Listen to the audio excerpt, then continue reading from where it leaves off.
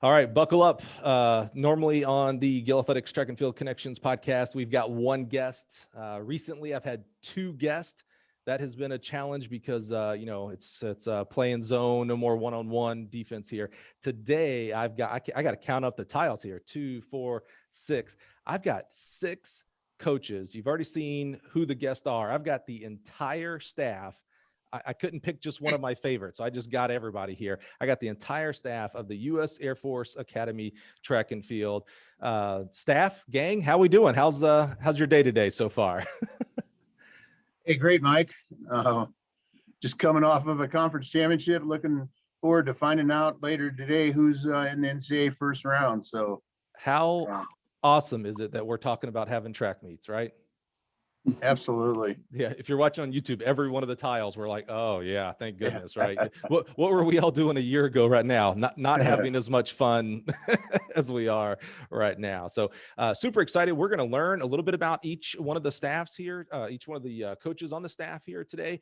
Super excited to learn some of the uniquenesses about the Air Force Academy. And we've got one of the grand poobahs in the sport of track and field, Coach Ralph Lindeman, the head coach here at the Air Force Academy. I'm going to have him play kind of captain today. He's going to throw the ball around and make the other guys and gals talk when it's their time. So Ralph, let's start with you. I'd love to learn, why don't we talk about what's some of the uniquenesses about the Air Force Academy? You know, we're familiar with the Colorado States and UCLA's as much as we think we know them, right? But the Academy is something just a little bit different, a little bit more special. Talk to us about the Academy. What makes it so unique? Well, I would start with this, and it really doesn't differentiate us from anybody else, but it's really important for us to win and to be successful. And we think there's no other way to coach young men and young women who are going to be serving their country that teach them how to win. Because when they're serving in the military and big Air Force, they better know how to win. And so that's important to us, just like it is to every other institution in the country. And let's not kid ourselves that at the Air Force Academy, you know, it's not that important to win. It's just to do it right, do the right thing. But that's premise number one. The next thing is that our job is defined by our administration and and really all the way up to air staff at the Pentagon is our job is to develop leaders of character through athletics. And that's a job of all 6 of us that are on this call right now. We all take that very seriously, but we think teaching, developing leaders of character is also teaching them how to win. And if we're going to win, we got to teach them how to run faster and jump higher and throw farther. And so that's kind of the big picture. There are many differences. The only one of us on this call that really had an Air Force Academy background is Dana, who was a student athlete here and a 2-time NCAA champion in the javelin. And but the other 5 of us had no background in the military whatsoever. And we all came here and we all just dialed in and bought in to what our jobs were and to the limitations that we have, because that's sometimes frightening when other people hear it. Not as frightening to us, but our athletes go through military training. There are several Saturdays during the fall where they're in military training. We'd like to be practicing with them, and even a few interruptions during the spring. Things like taking physical fitness tests every semester that we have to do workarounds of our own workouts. So there's some limitations that we have, but there's also some pretty amazing things about coaching at a service academy. We know where our athletes are sleeping every night. We know they're getting 3 hot meals a day. We know that their entire education's paid for. Every student here, not just every athlete, but every student is on the equivalent of a full ride scholarship. And so that's kind of nice. We have unlimited scholarships. We don't really, because we have an allotment of each class on how many we can bring in. And it's pretty liberal and it's good enough that we can develop winning teams. But, we don't have to worry about, dorms. We don't have to worry about housing. We don't have to worry about meals. We don't have to worry about books. And, you know, we do have issues with discipline, and we do have issues with grades, but not near as many as any of us had at other institutions that we've coached at. But this is not a perfect place. There's only one perfect place. This is not it. And so, you know, we've occasionally got discipline issues and issues that we as a staff, you know, talk about and dialogue about. And we just talked about one yesterday from this last weekend's conference championship, and things we need to do better. And so there's some ways that we're unalike from other NCAA Division I institutions, certainly like our sister service academies at West Point and Annapolis. But this is an amazing place to coach, and our coaches here are great fits to this institution. You know, you brought up discipline issues, and I didn't want to get the other coaches in trouble. So let's not talk about the coaches and their discipline issues that they might have there. It is interesting. One of the first things you said there was about, you know, teaching and coaching and leading competitiveness. And you kind of dispelled the myth of like, oh, well, it's an academy, so, you know, other things are more important, you know, the military life, the education, et cetera. But teaching and instilling competitiveness into our young men and women who are going to be in the Air Force when they graduate. Yeah, I never thought about that. That would be pretty important. I do want people who are going to be protecting us to have big time competitiveness inside their genetics, and then also taught. Yeah, I mean, let some of our other coaches kind of weigh in and on how, because, you know, everyone's coached somewhere else. Scotty's coached at 3 other Division I institutions, and Ryan at 2 other, and Matt at a couple others, and Devin's coached at several others. So I'll let them weigh in a little bit about some of the differences at the Air Force Academy. Yeah, but before we get to the individual stories, yeah, that's a great, let me open up a question. What is the hardest part? You've all been to other institutions. What's the hardest part about recruiting to the academy? And then on the inverse, give me what's what makes life a lot easier? Ralph mentioned a lot of the things that maybe other coaches don't or do have to worry about that you don't. So what's the hardest and what's the easiest? And I'll just softball it up. Whoever wants to take that. I'll take it. All right, Scotty. I've been here for 14 years. I love it. You know, I coached at Virginia, Wichita State, and New Mexico. Probably other than with the grades and making sure kids can get in, the hardest thing to sell these kids, it's not the military that they think it is. A lot of them think, you know, like it's going to be basic training, like they see on TV and stuff like that. People yelling at them all the time, and it really, they're scared of it. But I find, you know, being here for 14 years, it's not near as bad as they think it is. Yeah, we do wear a uniform to class every day. Yeah, there's some marching, stuff like that. But once classes start, it's like a normal school. We go to classes from basically 7 to noon. We have a lunch break. You might have 1 or 2 classes after lunch, and then you come train just like any other school. We get our kids basically from 2:30 to 6:30 every day. We do lift at 6 o'clock in the morning sometimes. But I think the hardest thing is telling them it's not the scary military that they think it is. Yeah, we're military, but it's a lot like a normal school. You know, and, you know, the beautiful things about here is that we get to recruit the whole country. You know, we're not just limited. The bad thing, we don't get to recruit international, but we like staying within our borders and recruiting kids. And, you know, the great things about here is the education you're going to get. You know, you get a world-class education. You don't have to pay for a thing. We pay for you to go to school. But I think one of the unique things that people don't realize here is that every class you take here at the Air Force Academy, 25 to 27 students in that classroom, that is it. Oh, wow. You get to know your instructors on a first name basis, and our instructors are here to teach these kids. That's our main goal, because once they graduate 4 years as a second lieutenant, they've got a job to serve their country, which for me, that's one of the coolest things being here 14 years is watching some of these kids go around the world and some of the cool things that they get to do, places they get to go, things that they get to do. Some of them can't tell us what they're doing now, but it's really rewarding watching some of these kids who have done some amazing things in the Air Force. But recruiting here is tough, but, you know, just trying to, it's not the scary military, as I call it sometimes.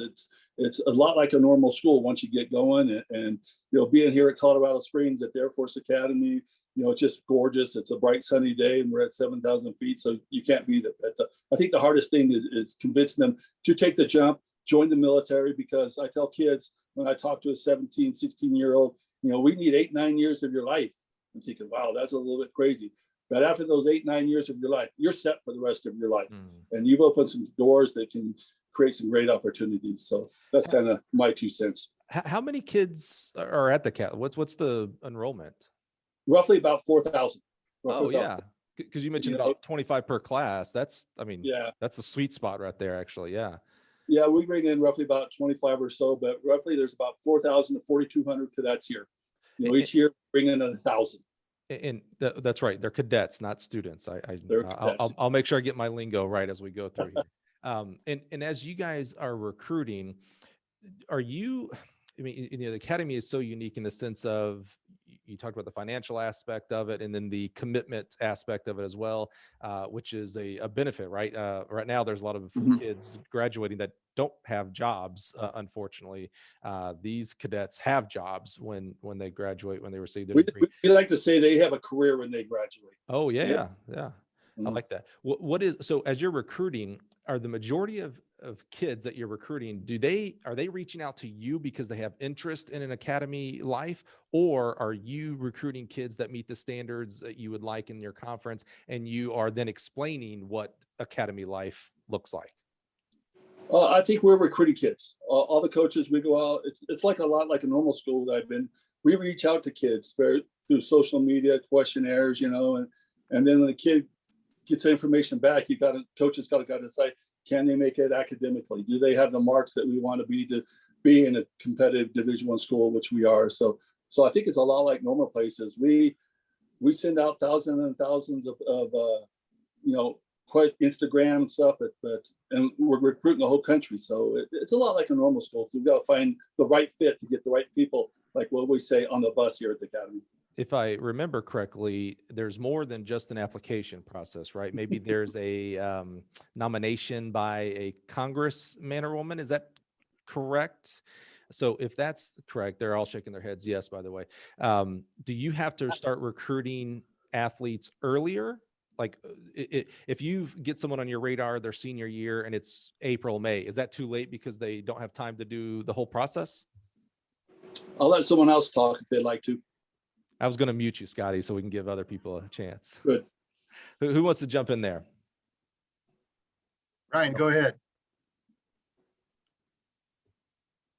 So we do start reaching out a little bit earlier because the application process is so long. So when they go through the application process, there's really a twofold process, one with admissions and getting all their ducks in the row to get an admissions offer, a letter of assurance that they're going to have a spot in the incoming class. And then the other aspect of that is the nomination component. So it's almost like going through two different application processes. And then our application deadline for materials is 31 January of their senior year. So yeah, if there are those kind of late bloomers that they do really well in their senior track season, unless they have the application already done, they would have to reapply the following year. So we are a little bit limited from a track and field standpoint in going off of, junior, sophomore marks. In the distance running area, you have these cross country season that you can kind of eval off of their senior year. But yeah, they need to get going on the application pretty quick, and it opens in the summer, and it is a very thorough process. So we tried to make contact junior year, start to inform them about the process, encourage them to start reviewing the admissions process on our website, and then have them get going on that. And then in turn, we use that as indicative of their interest level a little bit. Sure. If there are individuals that are really going on it and checking a lot of the boxes and completing the steps on the app, then we're going to hone in on those individuals. And then some other people that maybe aren't quite so proactive with getting going in the application process, that may be reflective of their interest level. And so we continue to reach out to them, but they do need to have all the materials done by the middle of winter, or else that opportunity is passed. Ryan, and we're going to learn this, but Ryan, how long have you been at the academy? This is my 7th year. Yeah, I could tell you've done this a couple of years. You're like, it's indicative of their interest level. Yeah, I got it. You've said that line a few times, and talking to parents and coaches and athletes, I get it. It's a little known fact that I actually was an academy light person. Let me explain, because you guys all just I saw all the eyes roll right there. So little known fact, I actually, this is not a joke this time. Stop laughing, Scotty. I was an Air Force ROTC scholarship winner out of high school. That's why I say Academy Light. So I went to not the academy, but was in ROTC. So I had, I did drills, the marching. I had to, I did the academy light and loved it. Actually, my family was Air Force. That's how I kind of knew about that path and was honored to win that scholarship. But they made me major in engineering, and that was not me. Anybody who knows me is like, oh yeah, no, this guy couldn't have done that, and did not do that. Is the academy, is engineering a major part of the academy's academic offerings? So now, Dana, you're shaking your head, so I'm going to call on you this time and make you talk here. Dana, you shook your head. Yes, engineering's a big part. Yes. So the STEM is big, is a big part of our curriculum: science, technology, engineering, mathematics. Every cadet, no matter what your degree is going to graduate with a bachelor's of science. And so you take basically an introductory level, which could be a 300 or 400 level course when you get to your junior and senior year, of every engineering discipline and every humanities and history, military strategic studies discipline. So I ended up being a systems engineering management major with a civil engineering focus. Wow. But I took aero, astro, civil, mechanical engineering, 2 semesters of chemistry and physics. So even if you're a history major, English major, philosophy major, you're still going to take all of the engineering courses. And likewise, as an engineering major, you're also going to take all the humanities and social science classes as well. So our curriculum is stout, if you will. I think the average course load per semester is 18 semester hours. Average. But like back to Scotty's point about having only 25 students in a classroom, I can attest to that every we have 600 professors or instructors at the academy. I think 40% of those are active duty professors. And so not only did they major in that, in their undergrad studies, but also got a master's, doctorate, or a PhD level in that discipline. And they've also then therefore served in that discipline and then come back to teach the academy. So you're having conversations on a daily basis. We don't have we don't have teachers' assistants. So whoever is your instructor is the one who is standing in front of you for 53 minutes a day. And also, unlike probably any other college, and I can't speak to other colleges, but on day one of your first class, your instructor tells you about their family, their career, and gives you their personal cell number, and he says call anytime you want. And so there's not office hours per se. It's 7:30 to 4:30, and the job of our instructors is to make our kids successful. And so if you're not getting it in class, they have to make themselves available for tutoring. We call it EI, or extra instruction. We also have a qualitative reasoning center, which is where instructors volunteer their time for 3 hours a night, and they just take turns. So calculus, chemistry, and then people that can read all of your papers ahead of time. So I teach a lot or talk to our athletes a lot about proactive responsibility. And so if you have a paper coming up, go write a rough draft. And I can speak from experience that I would write a whole lot of stuff down and maybe didn't know what I was talking about. I'd go see an instructor and they'd flip and lay the whole thing out for me. Same with all your homework assignments. And so, the job for the instructors is to make you successful. And so if you care about your success at the academy and you're struggling, reach out, get help. There's not been one person that's ever been turned down. Yeah, Scotty needs all the help he can get, right? No. You're not going to get turned down by an instructor. What's that, Scotty? I'm available for tutoring also. So I'll let that one go because I did have a follow-up question for Dana. Dana, I didn't hear, where does underwater basket weaving fit into this course curriculum? I think it's called water survival, and they jump off a 10-meter, jump down, get a 160-pound dummy, swim under the bulkhead. But yeah, I think that's where it came in. That's a good point. The academies, they do have underwater basket weaving, but yeah, it's jumping out of helicopters, jumping off. Yeah, good point. Hey, and I'm super excited. The academies are famous for acronyms and initials. You've already kicked off the EI. Did I use any? I thought I explained them. Oh no, you EI'd it, right? You explained it, but I'm saying you cool. EI'd right in. I'm just excited to learn more. You said something about you used the big word, qualitative, something. I was like, Reasoning oh, Center, yeah, QRC. yeah. And I was like, QRC. Yeah. That's Well it. I was done. like, Yep, it's the yeah, QRC. I knew it. Yeah. All right, let's learn more. That's awesome. Thank you so much for explaining the uniquenesses about the Academy. Again, as a Air Force brat when I was young, and then having an ROTC scholarship that luckily for everybody, luckily I got out of. It is awesome to see and hear about the uniquenesses about the Academy. I think, Scotty, you mentioned about the campus and how beautiful. If you have not seen this campus, go Google right now. Google image search, man. I've been to a lot of campuses. Unfortunately, I haven't been to the Academy yet, but it is gorgeous. Holy cow. You have an unfair advantage when it comes to recruiting. You get someone to see the campus, it's lights out. You got to go to that place. It's amazing. So Ralph, as our leader here today, we'll learn that you've been at the Academy for over 30 years. That in itself is amazing. I'm going to let you kind of toss the ball. Who should we start with here on your staff? And let's learn a little bit more about them, how they got to the Academy, and what they do for your program there. Well, maybe let's start with the newest and work to the oldest. That way you might not get to me, but Devin is the newest member of our staff. But interestingly, he was here 10 years ago. And so he brings an interesting perspective. So maybe we can start with him and then go to Matt and then Dana and then Ryan and then Scotty. I was about to say, yeah, Devin's the newest with an asterisk though, right? Yeah, absolutely. Devin, how are you, sir? Good morning. I'm good, man. How are you? I'm doing really, really good. So Devin, talk to us. This is unique. In fact, every one of you has a unique story, which I love. Devin, tell us about you. You're on your second tour of duty, right? Did I use that lingo? Right? Yeah. I'm either going to be eviscerated for this podcast for the how terrible I am with my military acronyms, or people are going to be super impressed. So probably more the former. So Devin, talk to us. How did you get to the Academy again? Oh, again or the first time? Yeah. Well, I mean, it plays into your story the first time. So The first time started off in a hospitality tent at NCAA Nationals, actually in Eugene.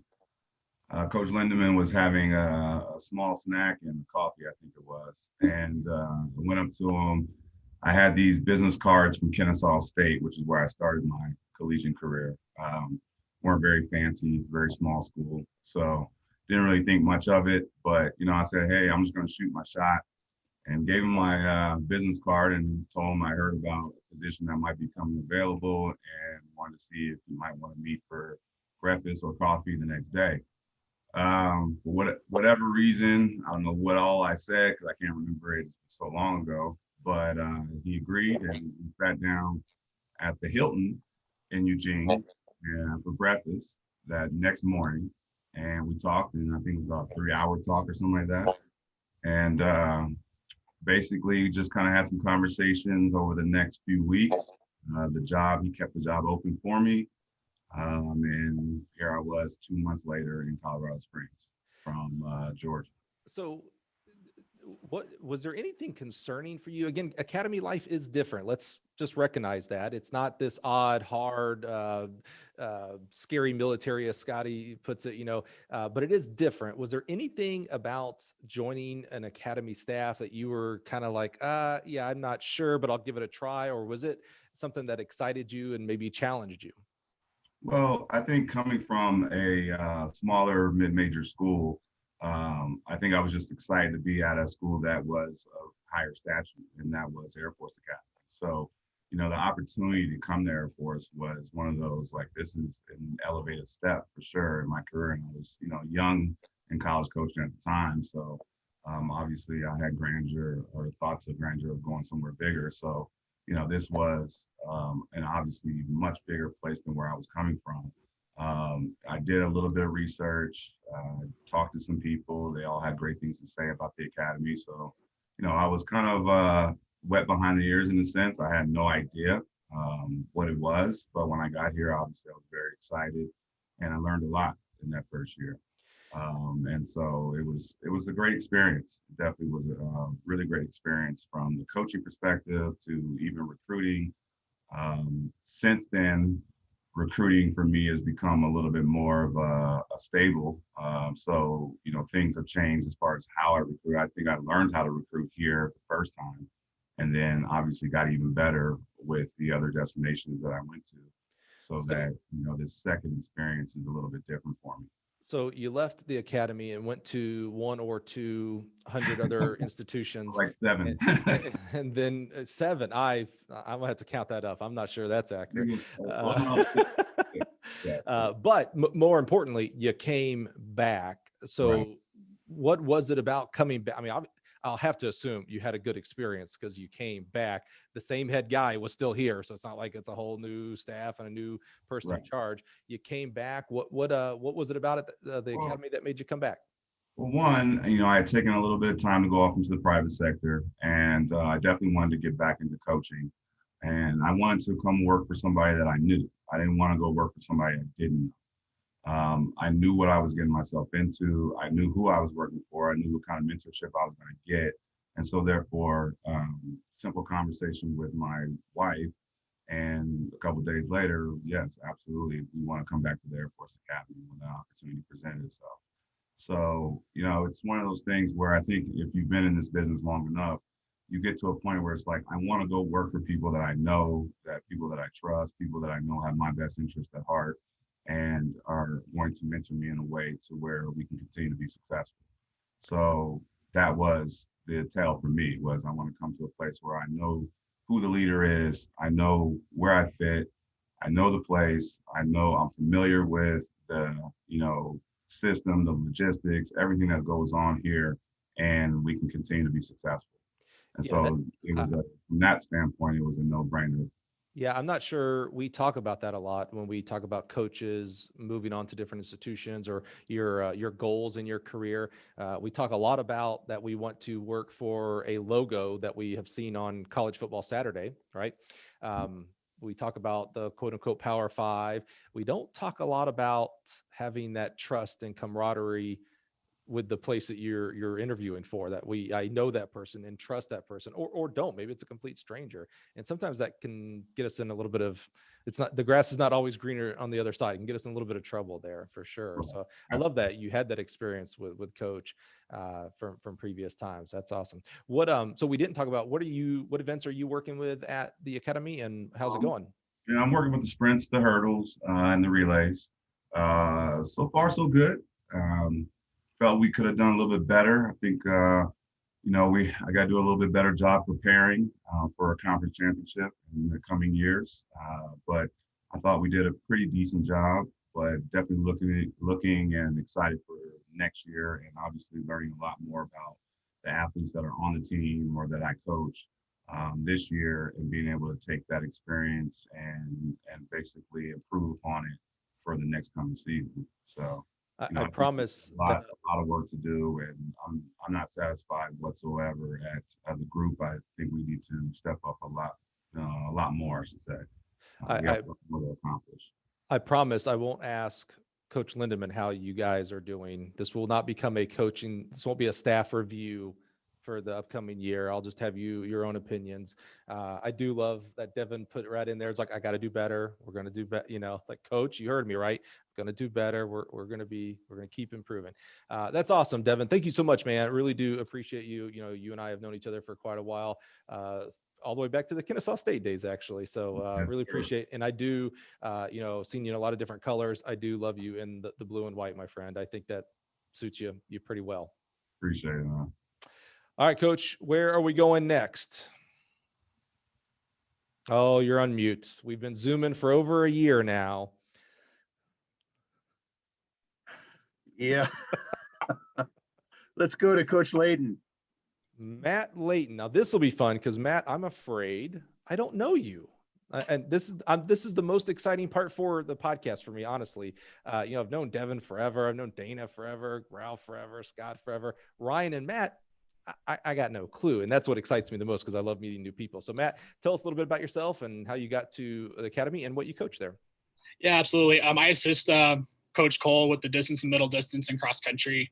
I actually, like Coach Lindeman said, I have no background in the military whatsoever. So when I got here, I leaned on Major Lyon over in the corner, helping with the throws and learning all the acronyms. So, and Coach Scotty and Coach Lindeman and everybody. So, but it's a really special place, and I've really, found this to be kind of a home for me. So coming here, I'm actually from the Bay Area in California originally. I consider myself a late bloomer in the sport as an athlete. Found the sport really late in high school, but really enjoyed it. Didn't really run anywhere close to what I was hoping to do, just interruptions and, learning by experience. I actually really enjoyed the sport. I had a lot of great coaching mentors growing up, and that I wanted to, learn from them and emulate. So between me learning what not to do as an athlete and learning from them, I developed a really strong interest in coaching.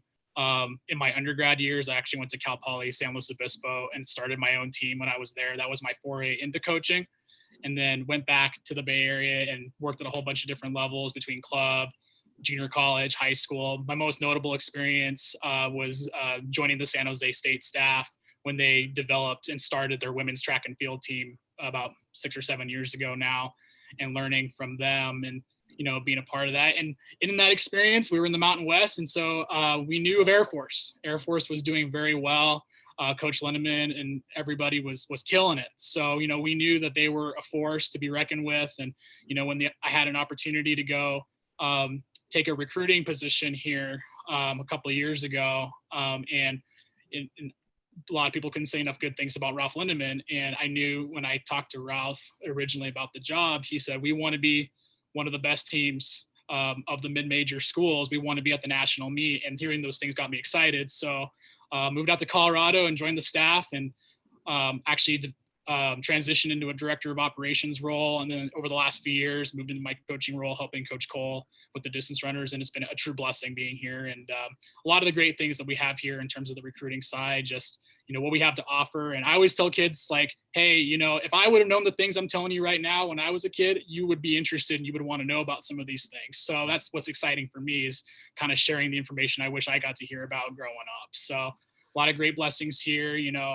There's a bigger purpose involved, but at the end of the day, we want to be successful. We want to win. And so it's an exciting staff to be a part of, an exciting program, and some of the best kids I've ever had a chance to interact and help coach. Talk to me about your director of ops role. I could be completely wrong here. I'm used to that. It feels like a director of ops at an academy, I don't want to say would have more work, but there'd be more. I don't know why. I just feel like there'd be more to it. Maybe because of the scheduling of the cadets, and there's maybe is there more of a time sensitivity to get back on campus so they can get back into their regiment, or less class missing time, anything like that, or am I just way off base here? I would say that's fair. And, and I feel like the staff would agree, we take the academic side and the military side very seriously. Coach Lindeman likes to say we want to be champions at everything, and that involves all three sectors. That's athletics, academics, military. So, we have to take those things into consideration and, be able to take all those things and help channel that into performing on the track as well.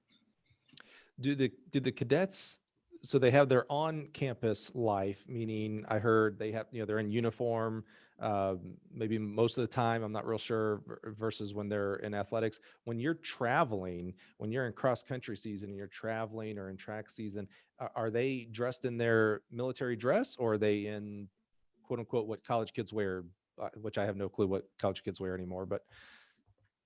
No, yeah, they definitely, if you see them walking around a hotel, I've heard people say wow, they're very well mannered, everybody looks the same. We still wear our Nike stuff and walking around in the uniform for that segment of the trip, whether that's, walking to breakfast or doing the pre-meet at the track or heading to competition. We do wear what we call blues heading to the airport. So, they do look pretty sharp, and they look special, they look different, and so we're very proud of that. And there are certain things that, as a program, we like to see how our cadet athletes conduct themselves. That's part of it. When you say blues, I'm envisioning that official military uniform with their medal, their awards and stuff. Is that? I might defer that to Coach Lyon over here. She'll probably be able to explain it much better than I can. She had to wear the blues, Way to get out of that, Matt. We're going to hold off from Dana, because Dana's unique story is that she was a student there, or a cadet there. See, I already blew it. So hold on, Dana. We'll get all the aspect of that. We're not going to let Matt get off that easy. He's not just going to just throw it over. So how do you distance, so cross country plus the track, those cadets, they're more time traveling versus just the track cadets, right? So is there a more, do you have more study hall? Is there more paying attention to that as far as their, their classroom side of it? Yeah, I mean, we're lucky that, our cadet athletes are very studious to begin with. We do travel with tutors on trips, and we are able to, take that portion seriously when they're not competing. So the cross country and distance athletes, they have 3 seasons to consider and plan for. So, and in some ways I've had people growing up say sometimes when you're more structured that way all year round, it tends to help you be more successful. And so I think we do take that, perspective in regards to academics. Do you always win the GPA award for the conference? I'm one of the newer members of the staff. I know they do very well. How long have you been here? Well, it's my 4th year here. I'm finishing. Oh, come on. 4 years. They're very good. Yeah. In your 4 years, Matt, have you always won the academic award for your conference? Oh, they're very good. They're very great students. Where did you go to school? I went to Cal Poly San Luis Obispo. Oh, yeah. That's a good school. I got my master's at San Jose State when I coached there. Yeah. My I call him my brother, coaches at Cal Poly SLO now, Chris Baptista. So Chris. I've heard how gorgeous that school is, and I got to go visit and all that kind of. I mean, that's and then COVID hit, so I didn't go anywhere. Matt, awesome. You're the youngest because, well, I guess Devin is technically right, but you're the second least tenured on the staff. Is that right? I would say that's fair. Youngest by age. Who would win in an arm wrestling contest though? Oh, me. Yeah.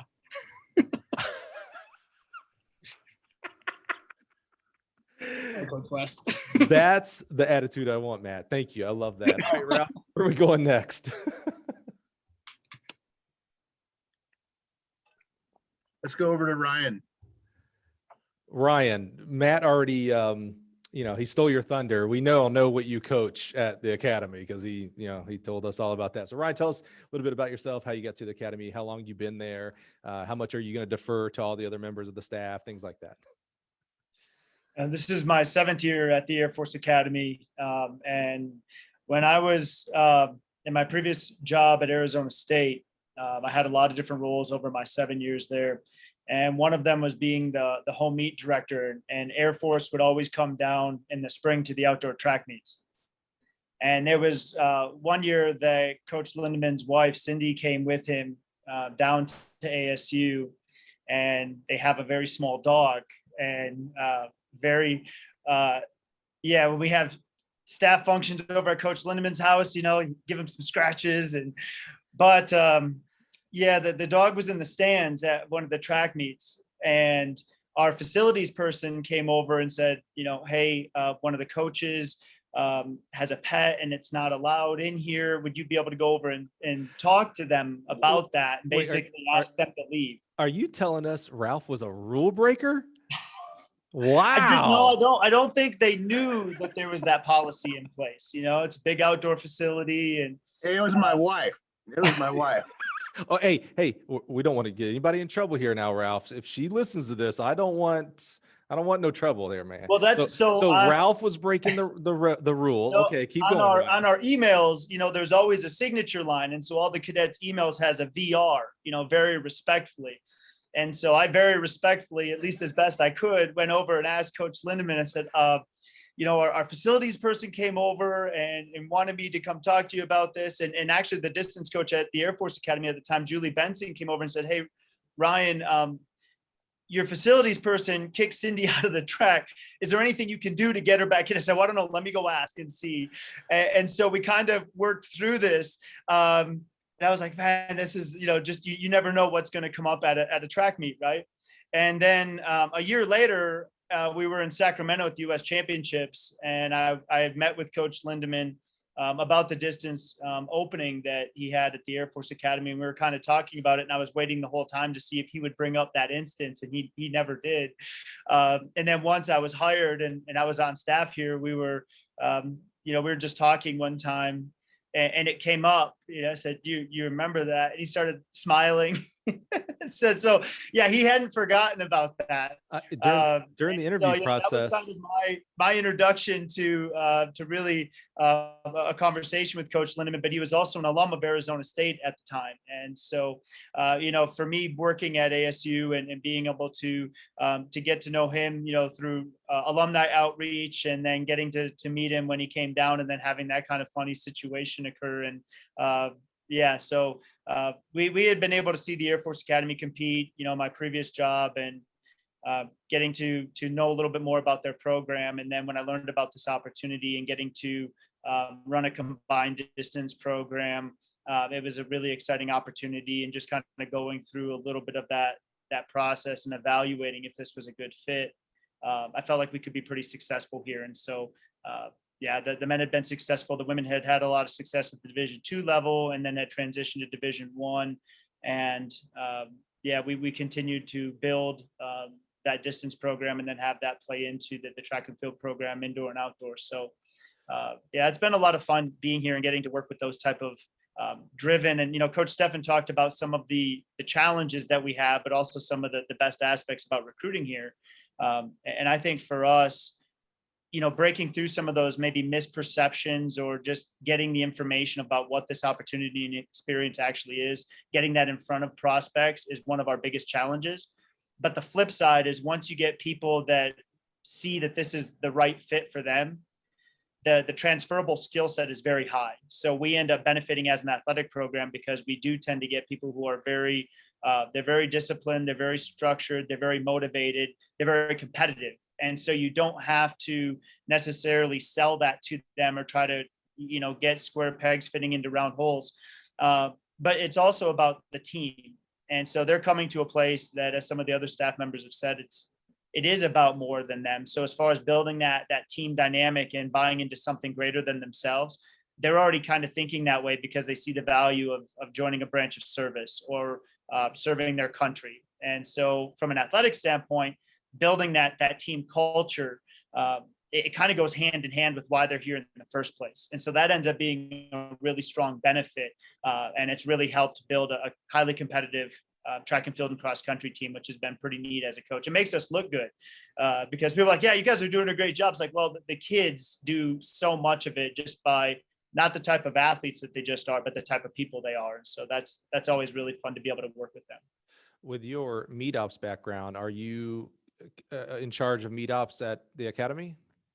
I would say, Coach Layten and Coach Lyon and Coach Steffan, Coach Lindeman is, he sits up top and he directs the show. But we have a great staff, and no, I would say that our events would not be what they are without the efforts of Coach Lyon and Coach Steffan. And Coach Layten, he wears so many different hats. I try not to bother him during the track season, because he just does so many different things for us. If you watch, families and spectators, without being able to be inside the facility this year due to COVID, they could log on to YouTube and have a full scale production for our home meets, because of the efforts of Coach Layten. So we have a great staff. And so I've been very fortunate to not be as involved in certain aspects of that, and be able to focus more on coaching our distance program and our student athletes or our cadet athletes. But our staff, that is one thing that is different at Air Force, that it's very all inclusive. The people on this call, we get support from our athletic department, just like every other school, but they go above and beyond the people on this call. They do more than any other staff I've been a part of. And I can't say enough about their efforts on that front. They do a lot.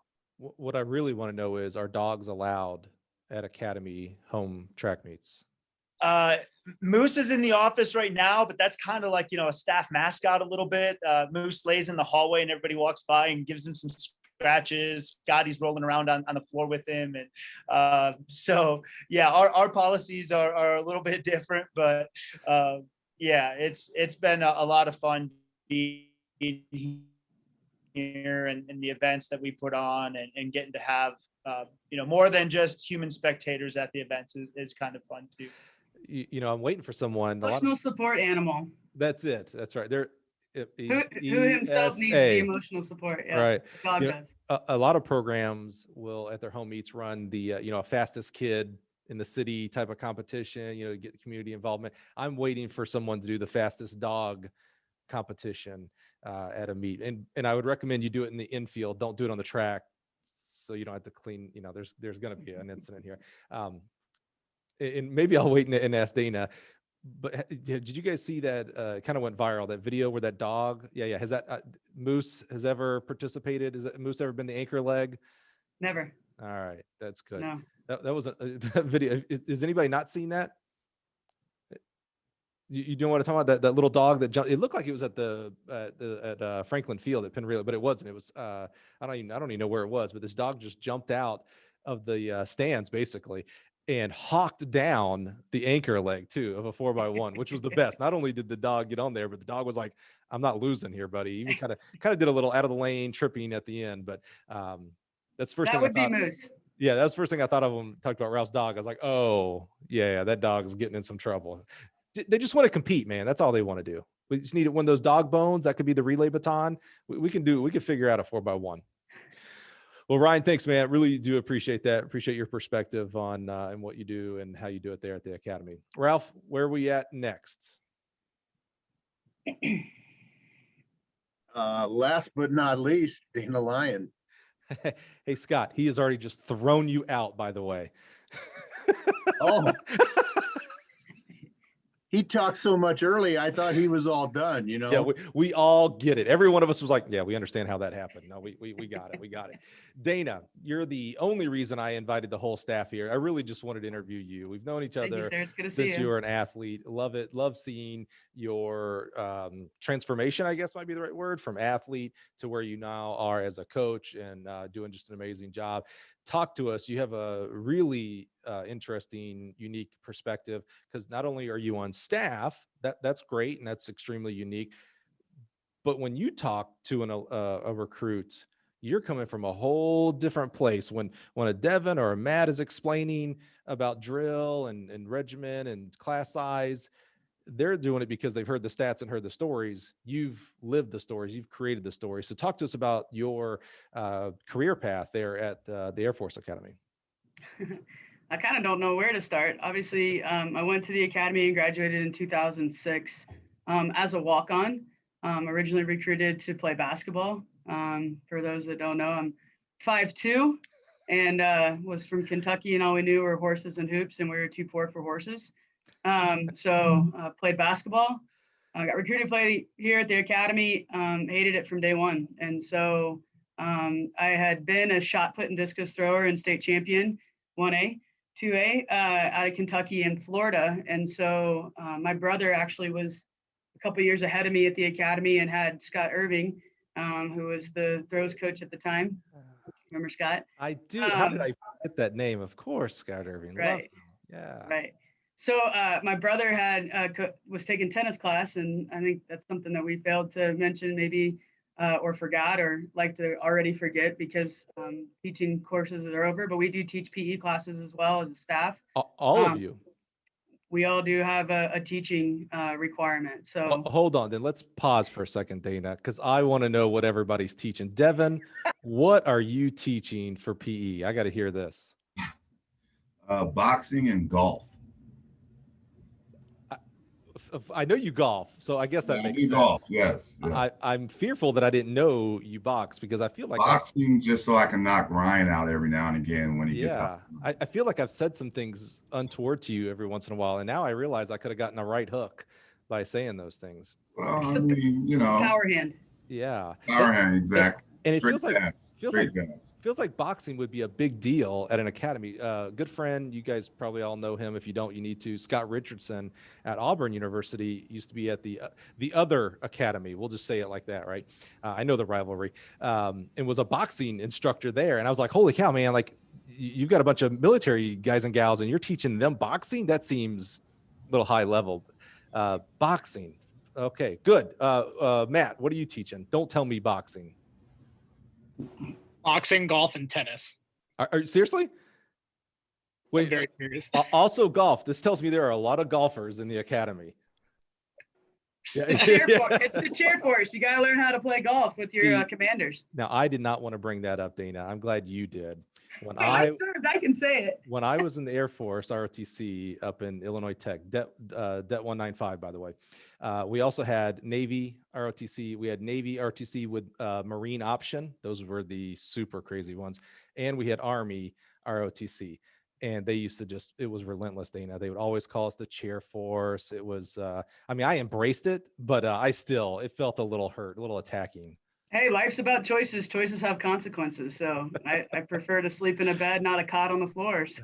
Man, amen. Absolutely. All right. So Matt, you're teaching, you said boxing too, boxing, golf, and did you say tennis? Tennis, yeah. Do you have any background in any of those? Golf, play for fun, tennis, junior high, boxing, the last year teaching it.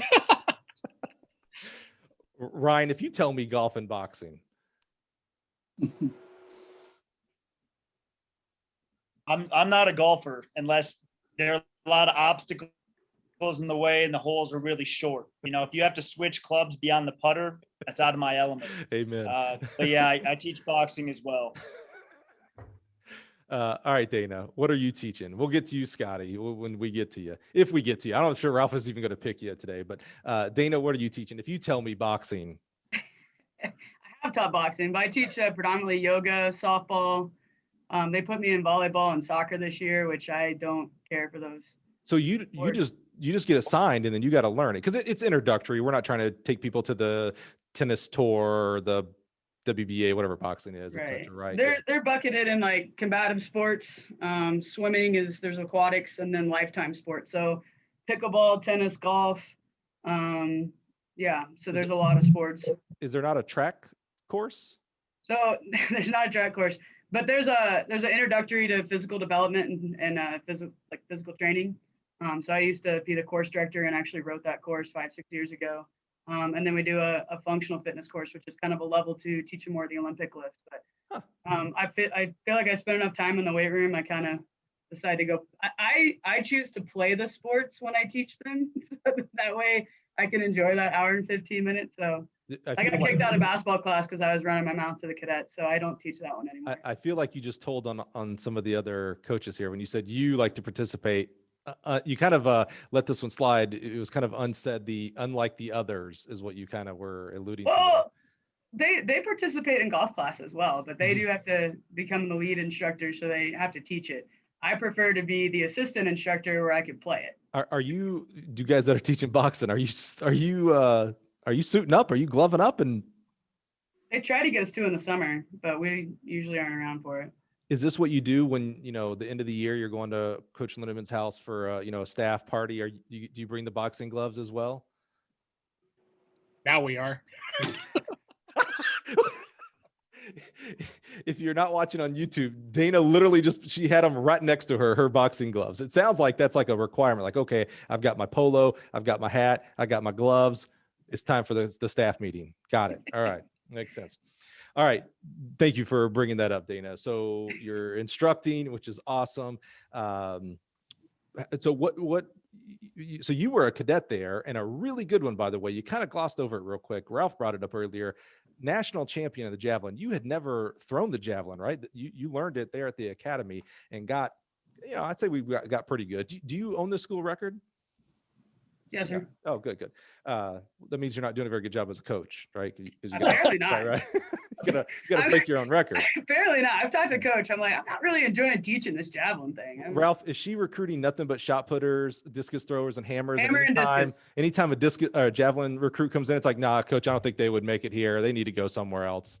Now, Ashley, so her mentor, Scott Irving, had a knack for finding javelin throwers that were cut from the baseball team or the softball team, or just finding them. And he found Dana, and she continues to do the same thing. And we've got a javelin thrower that's in the Air Force's world-class athlete program right now that she took from the baseball team, and she had to reteach him his mechanics, and he ended up, being finishing second in the conference, and wow. Now he'll be throwing in Olympic trials in a couple of weeks.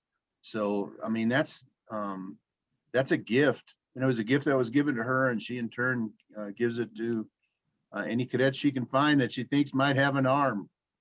What I love about your athletic story, Dana, is you had none of the physical what we'd look for, right? You mentioned you're 5'2". I mean, no, maybe even when Scott Irvin was saying, "Hey, I'm going to have this Dana cadet come out and throw the javelin," everybody's like, "Why? What do you do? You know, why don't you just make her a high jumper then? What are you doing here?" Right?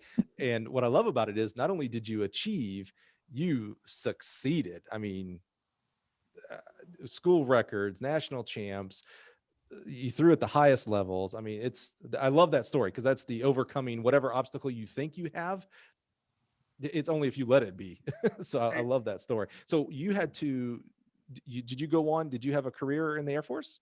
I did. I was an acquisitions officer, so more the business side of the Air Force. So we worked program management, worked for modernization and sustainment of our weapon systems. So my first assignment was with the A-10 Warthog. I was at the systems program office. They're doing like modernization upgrades, but acquisitions is kind of, we talk about like conception to grade, right? So coming up with an idea that a warfighter needs, whether it's an actual plane or just some type of device that you can add on to and build onto to make our weapon systems more lethal if necessary, but more productive, more for the customer that being the warfighter. So I was working on an onboard oxygen generating system, and basically taking the bleed air. It's what we bleed in, or what we breathe in commercial airlines, and how they take the bleed air and they can convert that into usable oxygen. The A-10 originally had liquid oxygen, which was actually very expensive and very dangerous for the maintainers. So working on programs like that, we worked on replacing the wings. The A-10s are pretty old in our inventory, and instead of I guess it was before the F-35 really came about, we were trying to fix and patch up the A-10, did some heads-up display stuff, so within their helmet and on, you know, the windshield, if you will. So if you ever seen, you know, those new fancy cars that tell you how fast you're driving from the windshield, that's the same idea that we were working on in the cockpit with the A-10. And then I worked in the Space and Missile Systems Center, their systems program office as a kind of tenant unit at Peterson Air Force Base. Our parent unit was in LA. And so we worked on military satellite communications, the Milstar, and a couple different constellations that we had up there. Where ground terminals sent up signals and sent them down to the warfighter so that they could do some crypto stuff. So. Dana, I'm embarrassed. I had to break that down. I didn't use any acronyms. Because yeah, that was great, by the way. But you know, I see Dana and I go, "Oh, javelin thrower," and now I go, "Oh, coach, you know, doing a great job." No, ma'am. You holy cow. And you know who should be really embarrassed? You know, all Devin posts on social media is his meals, his food shots. And you're over here doing heads up displays with regenerating oxygen, all those other fancy things that I have no clue what you said. Wow, I'm amazed. So what in the world are you doing coaching? Meaning that stuff seems way more important than finding the next shot putter. Right. Well, I had a very unique and personal life tragedy that brought me back to the academy. And so in the midst of that grief, I just said, "Hey, put me in the athletic department. I just want to go teach." And Coach Lindeman was there right alongside me the whole step of the way. And so when he found out that I was going to be coming back to the academy, the academy was actually in need of some strength coaches. And so there was I was still active duty. There was a military position opened up in the strength conditioning that actually kind of came about through sequestration when we lost some positions, which I'll kind of come back to that. And so he said, "I want Dana to be our strength coach." At the time, I only had my personal experience. And so just that fact that he believed in me and said, "This is what we want. I don't care that you don't have, you know, all the letters behind your name," just really gave me the encouragement, motivation to start studying. I ended up getting my CSCS through the National Strength Conditioning Certification, and I got distinction there. And then I've gotten, I don't know how many other certifications now as a result of being involved in strength conditioning. So I kind of got back connected with the team in May of 2014. And so I was working with a couple other teams, women's basketball, women's soccer, as their strength coach. until I decided that I wanted to get out of the Air Force. And it happened that a position opened back up that we regained from sequestration. So we were down a coach for Coach, a few years, 3 or 4 years. And so when that position came available again, I jumped on and Coach said, I want you to be our job coach and strength conditioning coach. And so I did that for 2 years. And then through some coaching changes, became the throws coach full time. So wearing multiple hats, PE teacher. I always joke I'm 2 inches too short to fly, 2 inches shy of the Olympic team, but I'm a PE teacher. And I teach PE, strength conditioning, and train and the throws coach right now. Do you, so super unique. You went from, I don't know, what do you call non-military people? Are we just public citizens? Civilians. Civilians, there we go. So you went from civilian to military, now back to civilian as far as like, the staff position here. When a fellow coach staff member here complains about something, do you just kind of just chuckle? I mean, you've done so much that you're like, you're worried about your reservation got canceled, Devin. Oh my God.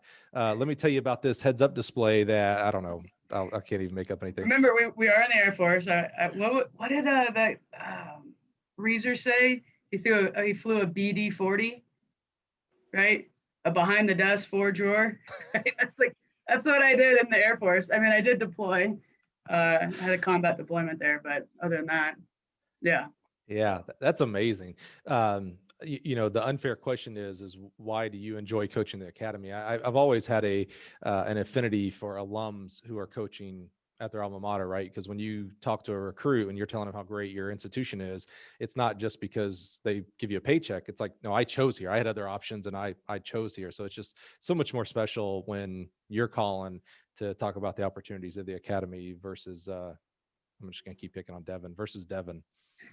Well, I like to point out kind of one more thing is I know I talked to a number of recruits that are saying, oh, well, you have all this other military stuff and school is really hard.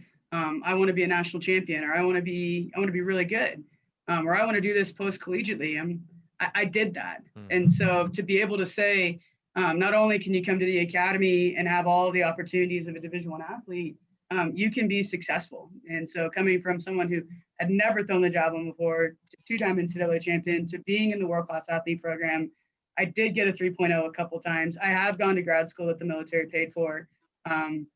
You can be all that. And I like to tell people it's not in spite of the fact that we have the military aspect. It's because of that, because what we are training in the discipline and the character on the track, they're training the same thing up on the hill in the classroom and in the military side of stuff. And so to me, it has to be that unity, that bonding, and that mindset of the athlete to make sure that you can take care of your grades and stay out of trouble in the squadron so that you can come down and train to be an elite athlete. And so I can sit there and say, I can speak from experience that it can be done.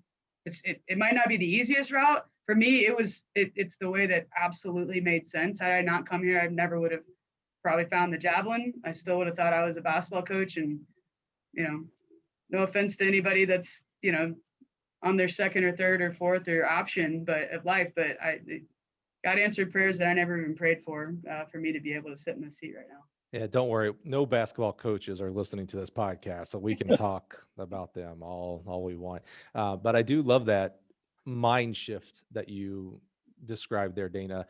Instead of in spite of being at a military academy, it is due to being at a military academy. That's a real, that's an important lesson when we're working on a lot of things, even outside of academy in our regular lives and other coaching staffs of, getting to, not have to, the just that mind shift that can, make a big difference in what you're doing and the successes that you have or don't have. So Dana, that's so awesome. I love you to death. And I don't think you overachieved with what you were put here to do. I think you have achieved. You are doing exactly what, when, why, and how you were supposed to do it. So you're Thanks, awesome. Mike. I appreciate it. Thank you. Ralph, do we just skip Scotty, or has No, we're on Scotty now. He's out of timeout. So we've already heard from Scotty. We know all about him. He's already told us how long he's been there, 14 years, which I don't think I realized that because I've been here at Gill 15. So we're kind of parallel on where you've been. So Scotty, talk to us, tell us what you coached there at the academy. How'd you get there, and why are you still there? Got to be talking again. Been here for 14 years and love it. I work with the vertical jumpers and the decathletes. I'm primarily responsible probably for the pole vaulters and high jumpers, help Coach Lindeman with the decathletes. I do not teach boxing here. I teach unarmed combat. So I don't teach people how to hit people. I teach people how to technically can end people's lives. So yes, I teach an unarmed combat class. Unarmed combat. Isn't that a fancy way of saying like MMA or something? What is unarmed combat? No, it's better than that stuff. It's something I had to learn when I got here. When they said you're going to teach combatives, I'm like, what the heck? So it was about a year of doing it. But I at times have rolled around with cadets on mats, wrestled with them and put them in chokeholds and teach them how to hurt people when your weapons don't work. So it's kind of fun. All right, look, if you are a pole vault recruit for the academy, just keep that in mind. Make sure you're listening to Coach, doing what you're supposed to be doing, or there's alternatives. But I also do teach golf and pickleball, so I'll go from one extreme to the other, which is kind of it's unique. We do have to teach here, and when you walk to class, sometimes it's like I got to go teach. But once we're in class, I get in trouble because I have too much fun with the cadets. I'm not as probably as military, but I've been teaching here, so it's good. I got a PE background back in the day, and I use it a lot here teaching. Dana, maybe you're the best one to answer this, or maybe Ralph, because you've been there for 30 years. Do the cadets know, like when Scotty comes, they're meeting Scotty for the first time to teach golf, do they go, oh yeah, this dude, he didn't come to he's not an academy guy. This is a civilian. Can they kind of tell the background? Yes. Yeah, you can absolutely tell. They're like, all right, Civvy, what are you going to teach us today? Well, usually like a lot of the instructors have, again, similar to the academic background, a lot of them have their own personal background in the sport. So it's not. And then there's Scotty.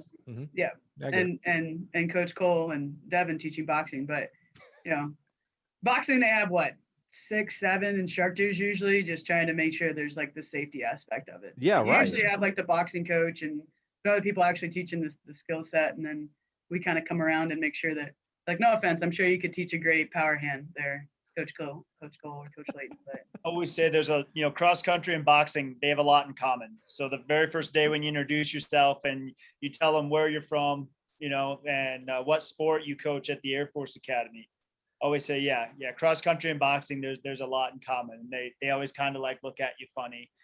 So there's a quote. So Mike, okay, if you get this quote right, so in boxing, right, everybody has a plan. No, you should be able to get this one. I was going to ask. Get this one. You don't have much of a future, teaching boxing. I was going to, first of all, no future, but I was going to ask for everybody who teaches boxing, please tell me the first slide or the first day you do the Mike Tyson quote and say everybody has a plan until they get punched in the mouth. By the way, you got it though. That's the thing. You have a future, right? You knew it. No. First of all, Ryan, I'm now starting to work with that, man. I'm starting to doubt his recruiting aspects. His identification. If he's still thinking that I got a shot at teaching boxing, you're off base here, Ryan. But that's also, isn't that a great quote for cross country though?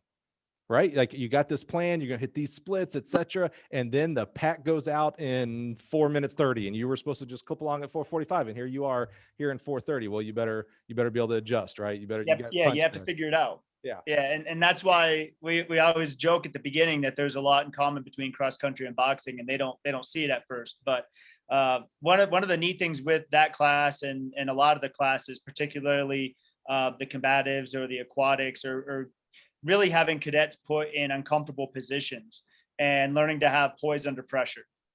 And again, that goes back to that transferable skill set between athletics and just the overall cadet experience in their education. But I kind of joke that I wish on a recruiting visit, we could put every recruit in the boxing class just to see how they respond. Right. Because if you don't have that poise under pressure, if you're not excited about kind of learning that, being comfortable, being uncomfortable, it's good to know, and you'd rather know that on the front end of a recruiting process. But I think a lot of the kids that gravitate toward an institution like this, that's kind of in their skill set or in their wheelhouse. So the boxing class is actually kind of neat. Yeah, jumping off the 10 meter, I got talked into it one time, and when you're standing there on the pool deck, it doesn't look that high. And then when you get up there and you're a lot closer to the ceiling than the pool, you just figure, all right, here we go. Jumping out of an airplane in one of the summer programs, when that door opens and apparently you have one hand on the side of the plane and one hand on the support structure, holding up the wing, and you're kind of dangling there and you let go. Yeah, that's an experience. So for the kids going through this type of stuff, the pole vaulters, they're always kind of crazy as it is. So, I think Coach Steffan benefits from that by getting some adventurous type of people that, if they get excited about those type of experiences, they're also going to do really well in the pole vault. So yeah, it's kind of neat, the experiences the kids have, but it's also pretty cool how that skill set is beneficial for what we do in athletics. But there are a lot of opportunities to have your poise under pressure tested and developed. And that's one of the neat things about being here.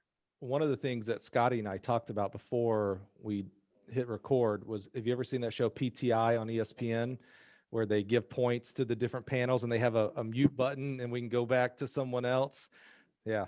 Because one of the things we got to talk about with Scotty is, I was super interested when Dana was explaining all these super fancy things that she did that are so vital. And through the whole time she was telling that, Scotty was down there going, yeah, kept shaking his head. And I was like, man, like Scotty, like gets this. Scotty, tell me of your A10 Warthog experience with the recycled air, because that's dangerous if you don't, things like that. What's your take on that?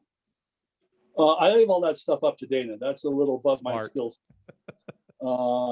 Yes, I graduated from the University of New Mexico, where I was coaching before I came here, and it was a good day if I made it to class back in the day.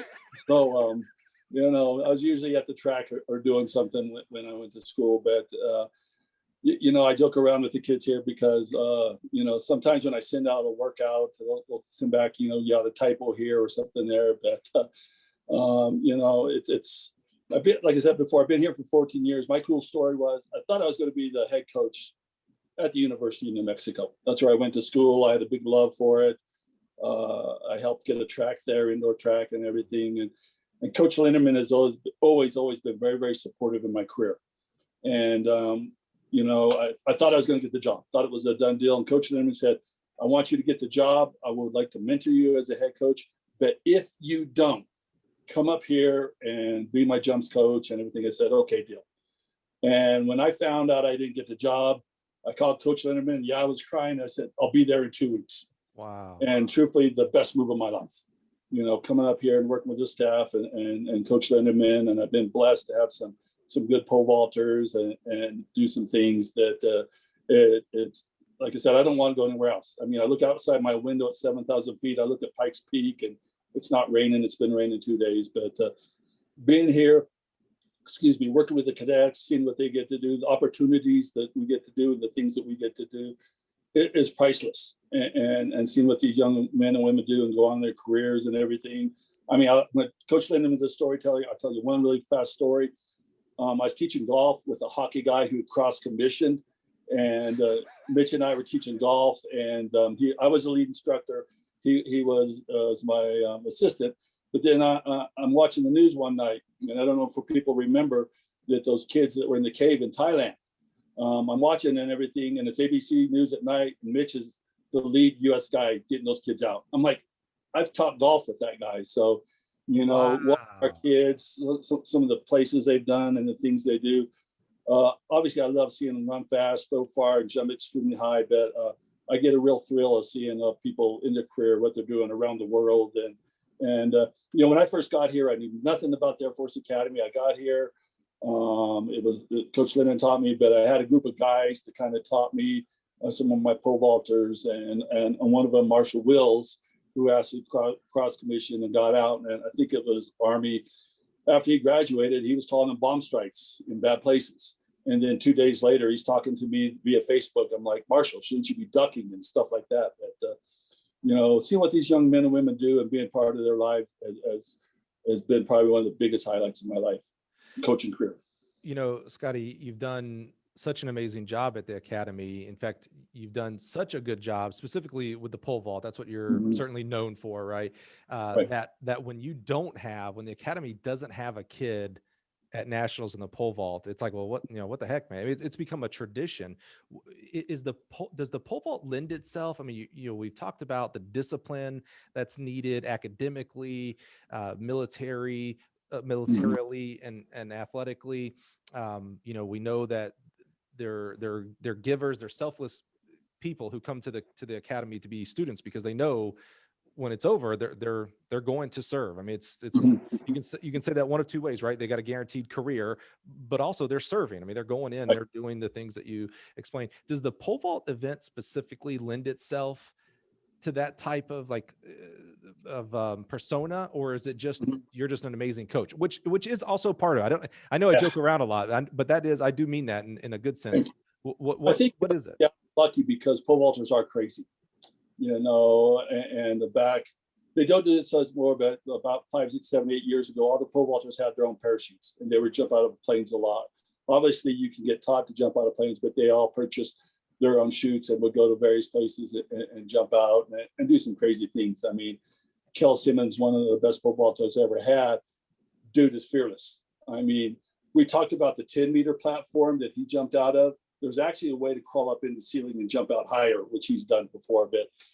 But I think almost all my pole vaulters that I have now, or at least 80% of them, are flying jets or planes around the world and doing some cool things. Joey Yulee and Rob Simmons, Kel's twin brother, are teaching people how to fly planes down in Mississippi now. So, wow. So it's cool to see a lot of these. We actually, this is before my time. We have a former pole vaulter that's flying the B-1 bomber, and taking 25-hour missions. So it's to answer your question, I think it does help that flying some of these planes and it's crazy and lends itself to pole vaulting and everything. It was before you, but who was the vaulter? Ralph, you might remember. I think he did pretty well for the academy. He was really good in high school. He's from Indiana. He won the state championship. This would have been around 2000 or so. Paul Ginsick. Paul Ginsick. Yeah, so second place was Matt Campbell. No one remembers second place except for me because I signed him at the JUCO that I was at in Kansas, and he ended up going to Missouri Southern with the Rutledges and doing really well there. But I remember there was a kid who won that went to the academy and did really well, if I remember correct. Yeah, we actually had 4 Ginsick brothers that went through our program. 3 were vaulters and 1 was a decathlete. Yeah. They were from Fort Wayne, Indiana. Yeah. I remember, I couldn't remember what the family was, but I remember there was a brotherhood like that just went all the way through the Ginsick. Yeah. That's amazing. Do you get, there's legacy admissions into other institutions? Does that occur at all our academy, or do they all have to be individually meet the marks? And yeah, they've got to meet the minimum standards or they can't get in. But what happens is somebody comes in and they have a good experience, and their younger brother or sister follows in their footsteps. The Simmons twins actually followed their older sister, Rachel Simmons, who ended up becoming a helicopter pilot. It's one of our real good early female vaulters. Dana's raised her hand. Her brother was a swimmer here. Did the Ginsicks, am I pronouncing that right? Ginsick, right. Ginsick. Did they have a 5th brother that just... Yes, they did. And he played basketball at Bethel in Indiana. Yeah. He just didn't want to go to the academy. It wasn't that he wasn't up to snuff. Right. But he was a terrific young man. And actually so all the Ginsicks are in pretty amazing careers right now. And the youngest, Matt, who was a decathlete, is a C-17. And he actually stopped in our office this fall and has been flying with some of his other former teammates that fly C-17. So pretty exciting stuff. So a C-17 is a plane. Yeah. You guys have done really good not throwing out all the acronyms, by the way. I'm pretty impressed. I was ready. I really was. If that other Ginsick brother wanted to come to the academy and didn't make it, that'd be an awkward Christmas dinner. The C-17 tends to be our mode of transportation a number of times to our track meets. So we're able to fly on military airlifts. So C-17, KC-135 is a refueler that'll take us, and to kind of poke at Devin a little bit more, if you've seen one of his tweets, was it to Drake relays that we took the Yeah, I remember that. Air Force One? Yeah. So some of us took commercial on that one, but Devin and Ryan got to fly on the little Air Force One. Have you ever, and maybe cross country because there's a smaller roster number, parachuted into a meet? The pole vaulters would if we'd let them. Yeah, that's true. Hey, you guys had something set up that because of COVID didn't happen that I thought was super awesome. And I hope there's plans to do it now that we're out of COVID or getting out of COVID. You guys had a tri meet, I think, set up. I think it was for cross country. I don't think it was for track. I could be wrong, of cross country of the Army, Naval Academy, and you guys, right? Am I saying that right? Was there anybody, was Coast Guard or anybody, or was it just you three? No, it was just the three of us. It was, West Point was hosting it. Yeah, that's right. They referred to it as America's Race. It was going to be Yeah. on Veterans Day this last November. Yes. Ryan, why don't you comment on the heartbreak of that thing falling apart 2 days before it? Right. That was pretty tough. The kids were very excited about it because Army and Navy, they have their star meet, and we don't participate. We'll leave it at that. But we would love to have an opportunity to compete against the service academies in a three-way cross country or track and field competition. Yeah, you got to It make used to that happen. Like Coach Lindeman, it happened in track and field. There were, kind of the military school competitions, and that's kind of, it hasn't happened in the last handful of years. And so we've talked to our counterparts at the different service academies trying to set it up. And yeah, we were really excited about that opportunity. That was like a lot of things over the last year. That was pretty hard. We thought we were going to get on a plane and get to go do that. And then a couple of days before, we found out due to varying circumstances that wasn't going to be able to happen. That was pretty tough for the kids. Yeah, maybe that came up because of COVID, that the opportunity to have America's meet, but you got to find a way to make that happen. And then Air Force has to always jump into the, you got to do the parachuting into me. They do it for, the football for Super Bowl and all that. Well, you got to do that with a team, man. Come on, let's make it happen.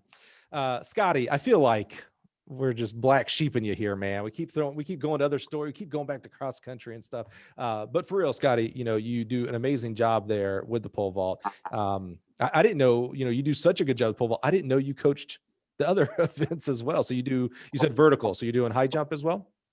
Yeah, I do the high jump as well. I kind of oversee all the jumps with Coach Lindeman and help with the decathletes. So I do quite a few things, but primary pole vault, high jump are my main two fields right now.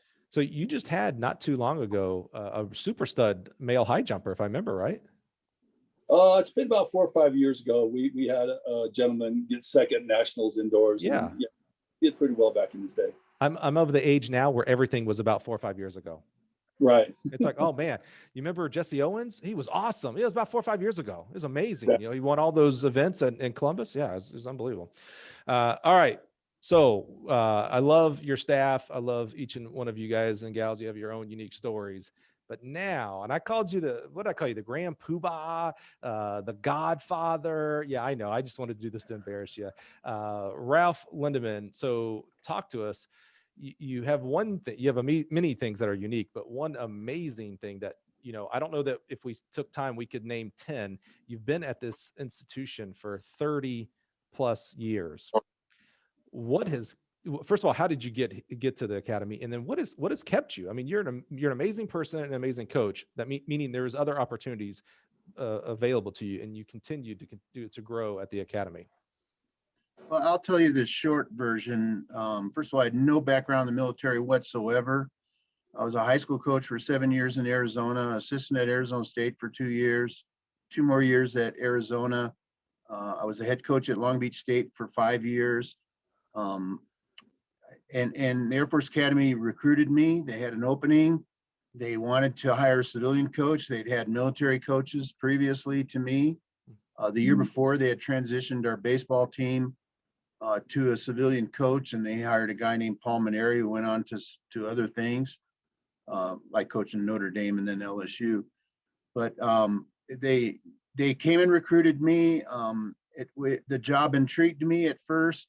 My wife and I decided, we came out and visited, that because of for family reasons, we couldn't take the job. The athletic director at the time, John Clune wouldn't take no for an answer. He flew out to Long Beach. I was coaching at Long Beach State, and he talked me into coming to the job. And again, I came here intrigued and got interested through the athletic director and the administration really recruiting me, so to speak.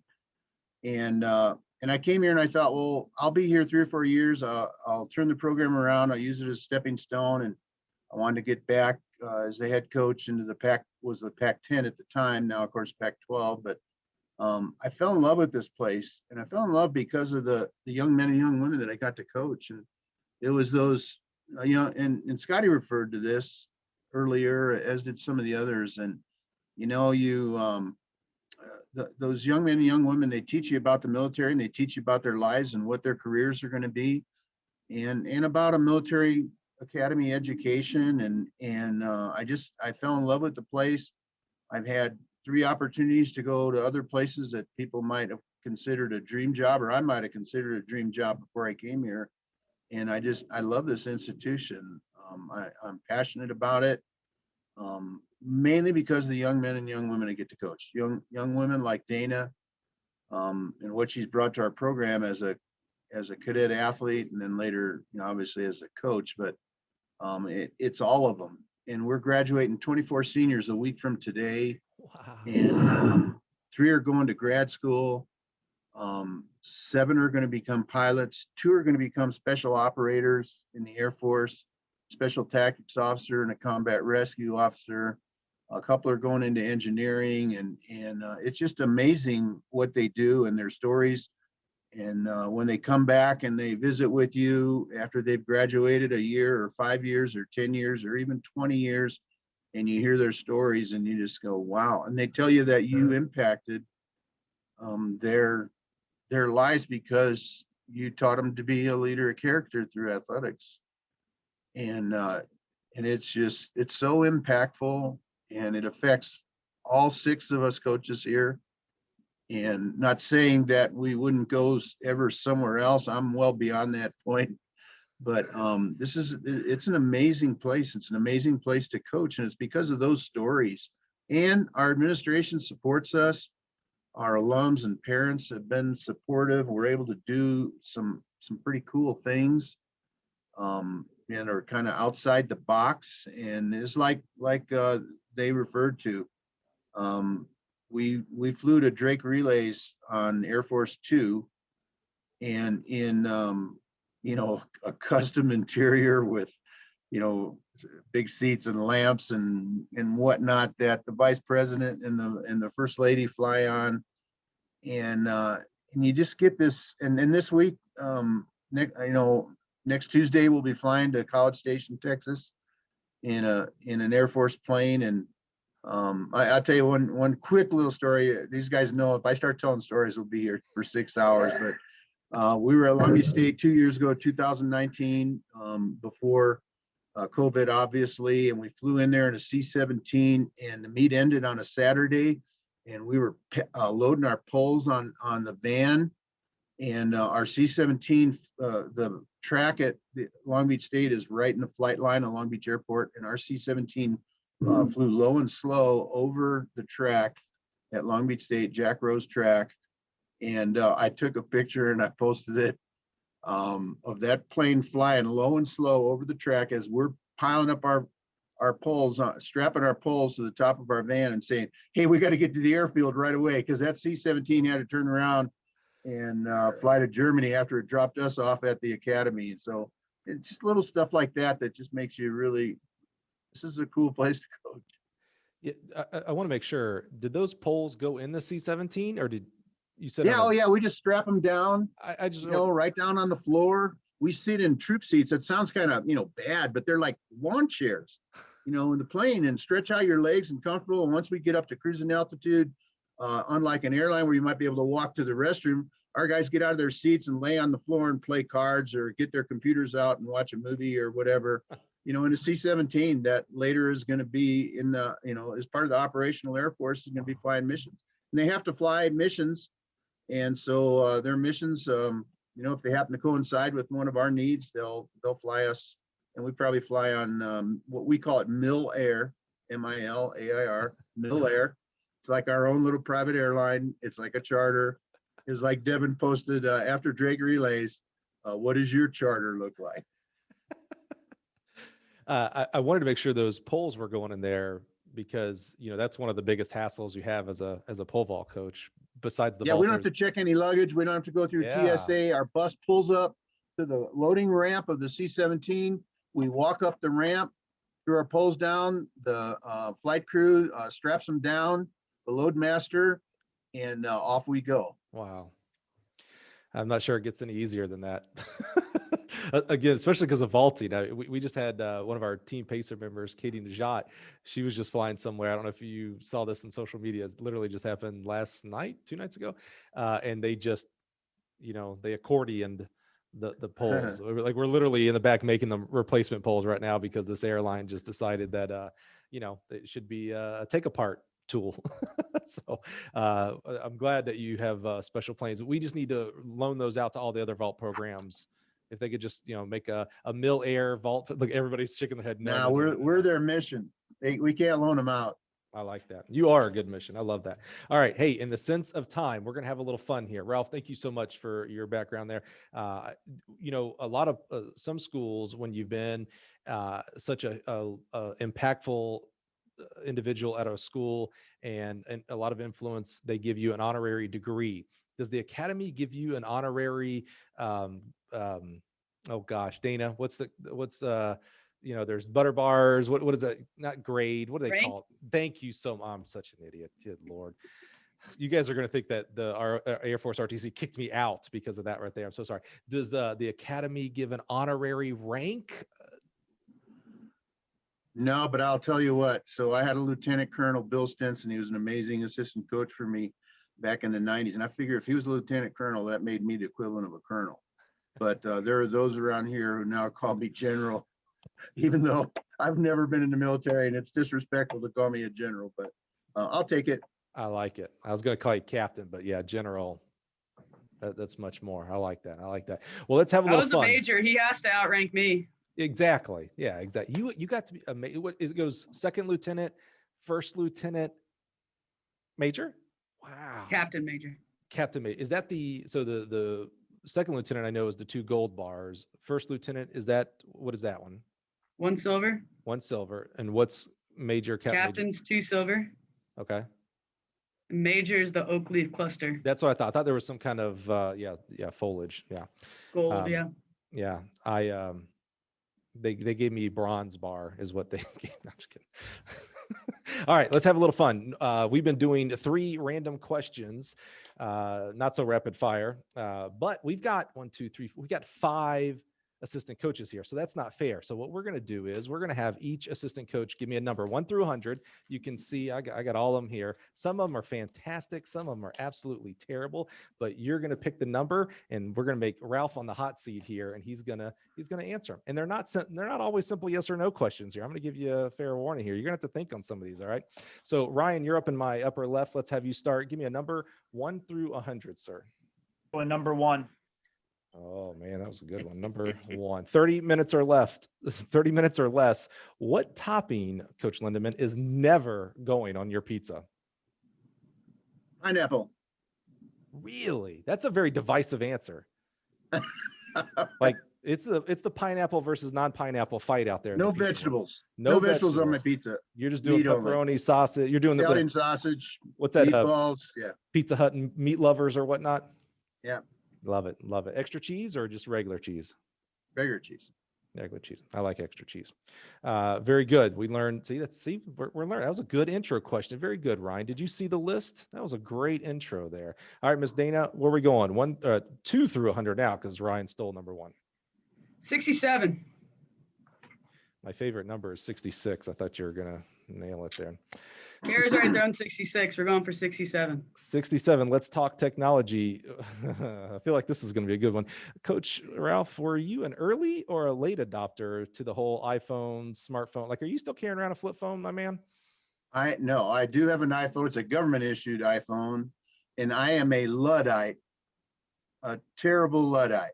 And I have to go to these young coaches on this call for them to help me Matt's my go-to guy. Not so much Scotty, Dana also, Devin, Brian, to help me figure out my iPhone and my iPad and even my computer and even getting on a Zoom call like this. You were one of the first ones on. Devin's the one who had all the problems. So ask Matt and Scotty and Ryan and Dana. Devin, if you need to know how to pose your plate for an Instagram photo, Devin's your guy. Gotcha. Devin, I've been picking on y'all all time today. I do not apologize because it's kind of like elementary school, right? The girl you liked used to pull on the pigtails. You're the guy I like, Devin. So I like poking. Notice I didn't make fun of Dana at all. I'm just saying. Partly because I think she would beat me up. So that's mostly what it is. All right, 1 in 67 are off the board. Devin, where are we going? 23. Michael Jordan style, right? Yes, sir. All right, 23. Ralph, Gilligan's Island was BS. What did you grow up thinking was going to be a bigger problem than it really was? And why is it quicksand? I grew up thinking quicksand was going to be a major issue growing up. What did you have a fear of growing up that ended up being nothing to you? I lived in Chicago till I was 8 years old, and I was afraid of going over drawbridges. When you drove into the loop and you had to go over a drawbridge, and I had nightmares about those bridges going up and me trying to climb up to the top. So yeah, that's kind of crazy.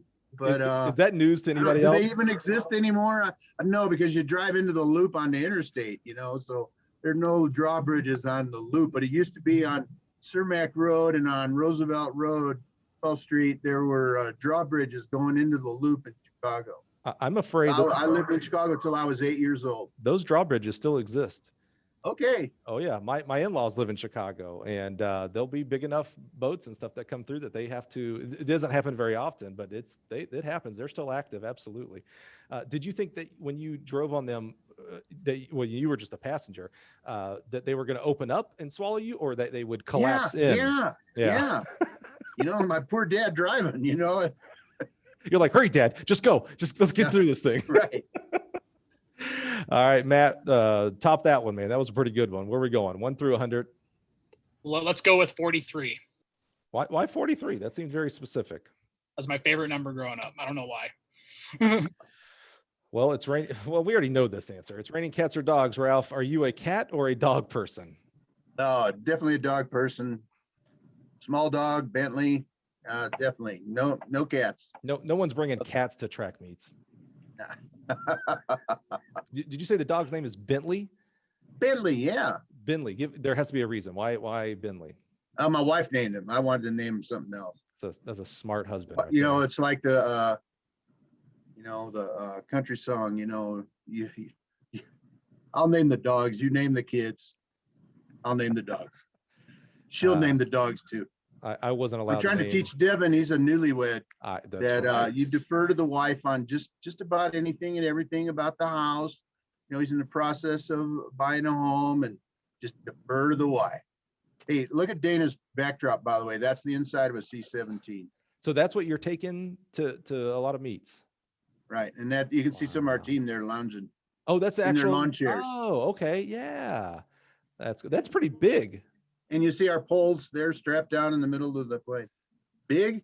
Yeah, it'll fit 2 buses in it. Wow, holy cow. That's awesome. It fits a Chinook helicopter. And an A-10. I don't know what an A-10 is. Take the wings off the A-10, you can put the fuselage and then put the wings in there next to it. Dana, if you take the wings off a plane, it won't fly. Put them back on. I thought you would know this. You were so smart. We put them back on. Okay. Put them back on.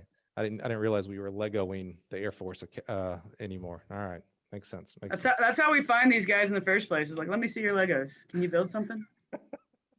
That'd be another reason why I had to leave Air Force ROTC. I can't do Legos.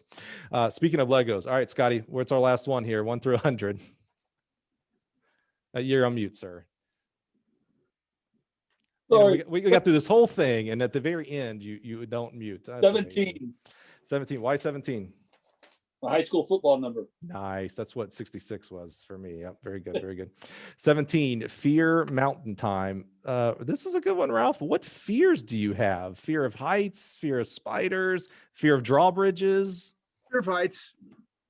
Fear of heights. Yeah. You fly quite often as a coach. Yeah, but hey, it's I'm afraid of heights. So you're not doing roller coasters? No, I'm not big on roller coasters. When the team books hotels, are you on the first floor of the hotel? I like to be. Do you really? That's the worst floor to be on. Coach, have you ever jumped off the 10-meter here? Yes, I have when I taught swimming. Oh, I wait a didn't know minute. that. Fear of heights, and you did the 10-meter platform. What? Well, you kind of have to. Every cadet has to jump off a 10-meter platform as part of water survival to graduate. And they've softened that a little bit. But as an instructor, I figured I better be able to do it too. So I would do it every class. So how many times did you do this? Every time I taught it. I mean, so there was this old fat guy jumping off the tower, making a lot of waves in the pool. I mean, that had to be, the other cadets had to be like, well, damn, I got to do it now. Yeah, if an old fat guy can do it, I can do it, this guy. Yeah. Yeah. Right. Wow. Hey, bravo, overcoming your fear. I mean, that's a big deal. The 10-meter, even if you're not afraid of heights, jumping off the 10-meter is a big deal. I say that like I have done it. I haven't even climbed up it. Will not ever. I'm no water guy here at all. But to have that fear and then actually do it, that's called leadership by example right there, my friend. And that's kind of the theme I've heard this whole couple hours that we've had here. The leadership by example from Dana as a cadet herself and becoming a coach. The classes that you guys teach, I had no idea about that. I just love that. And just the everyday leadership that you're giving our kids. We started off talking about, it's important what you do with the cadets on the competitive side, because that's what they're going to need in their careers, in their athleticism, in their service and tours. And that's that's been kind of the theme all day. And I probably should have guessed that if I was talking to the Air Force Academy staff, that leadership was going to be a theme, but it's been real refreshing to just hear it come out of you guys' stories individually. And I'm just so thankful that you would spend the time with us today and share your experiences. Thank you, Mike. Thank you. Thanks, Hey, Mike. by the time you are listening to this, all of the things that we've said are done. They've had regionals. They've taken their Air Force 1s and 2s, and they've gone to Texas A&M. They've done a great job, and they've graduated 7 pilots. That's amazing because that's just in this class, and they've had 7 pilots that are going to be graduating here. And I just can't just thank you guys enough for your service to the boys and girls who come to the academy and become men and women and do something that most of us will never do. They serve for us here in this country, and it takes a village to raise these kids into men and women, and you are part of that village. And I'm just so thankful for that. So thank you so much for your guys' time and attention. I know you're busy and you have a test, because that's what the academy does. Yeah. Hey, Michael, I want to thank you for the service that you've had to track and field and to our sport, and Gil to the NCAA track and field championships. And we love you guys. And this has been a fun thing for us. Well, I will give you a shout out, Ralph. When we became the sponsors of the NCAAs, you were the very first person that contacted me and said, hey, congratulations, looking forward to it. Makes a lot of sense. I mean, you were, you were the very first person that reached out, and I'm just so thankful. And again, it's another example of the leadership that you give to the staff as well. Every one of these guys and gals today had stories about you, Coach. You've been that stalwart of this program, and I think that's a big reason for the success. To be real frank, we don't get very far without leadership, and that's what my whole passion is towards the leadership as it's shown in a track coach. And that's why I do this podcast, and that's why I was excited to have you guys on the show today. Well, thank you so much, guys. Appreciate your time and attention. Thank you, Mike. Appreciate it. Thank you. Thanks, Mike. See you in Texas.